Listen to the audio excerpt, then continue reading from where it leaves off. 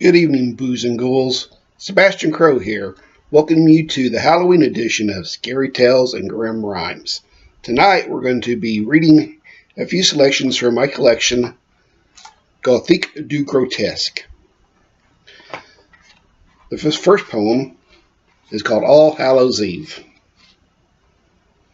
On All Hallows Eve, all the pumpkin-headed children dash home from school, jack-o'-lanterns tucked 'neath their arms, sneakered feet trampling the crisp gold and orange autumn leaf.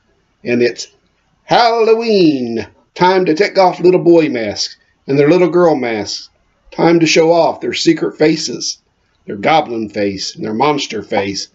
Time to change into ghostly ghouls and ghoulish ghosts. There are horrible hags and haggy horrors, fairy tale princesses and chivalrous knights, dashing superheroes and dastardly demons, all running up and down the sidewalks, ringing doorbells and shouting tricks or treats in high, joyful children's voices, while laughing grown-ups try to guess who is Bobby and who is Billy, which is Susie and which is Jane.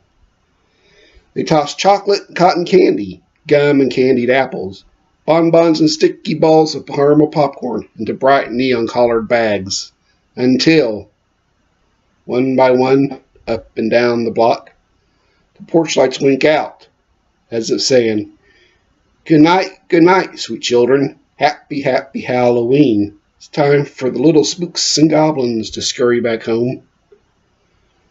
So with treat bags filled to bursting with all manner of stomach ache-inducing goodies, the little sprites rush home, pull off their masks, scrub the fake blood and pancake from their cherubic faces, till once again they are transformed into ordinary boys and girls.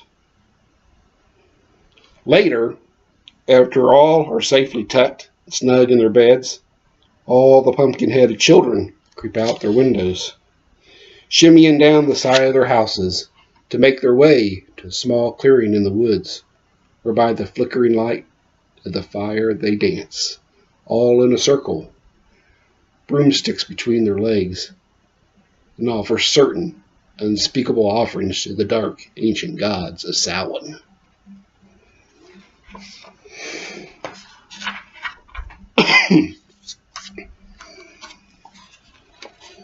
Cemetery Ghosts. We play our little games, frolicking beneath the headstones, beneath the cemetery moon. Hide and booze, kick the skull, pin the limb on the corpse. Dashing first here, then there, we're always up for a scare. And mortals snoop and pry behind the mausoleum we hide.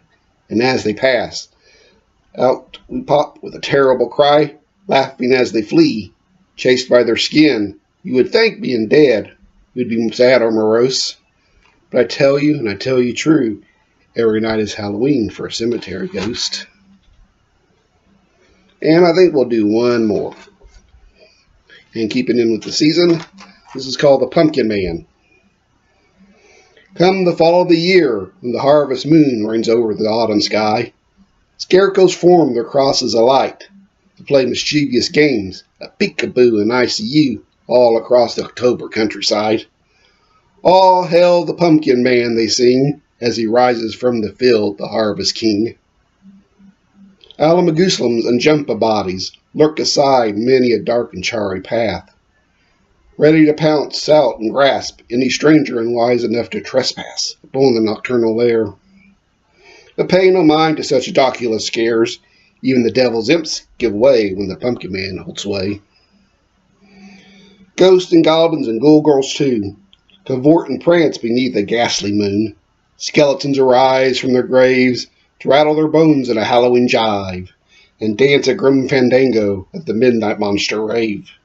But the party doesn't really begin until the Pumpkin Man waltzes in. Born of demon seed, sowed in the blood-soaked soil of the desolate Midwest, he haunts the October country, hiding behind night's facade. The laughing, malevolent jester, the king of the goblin masquerade. Come one, come all, creatures great and small, attend thee now the Pumpkin Man's grand ball. I hope you enjoyed the poems for tonight. I will try to do this again very shortly. You all have a great Halloween.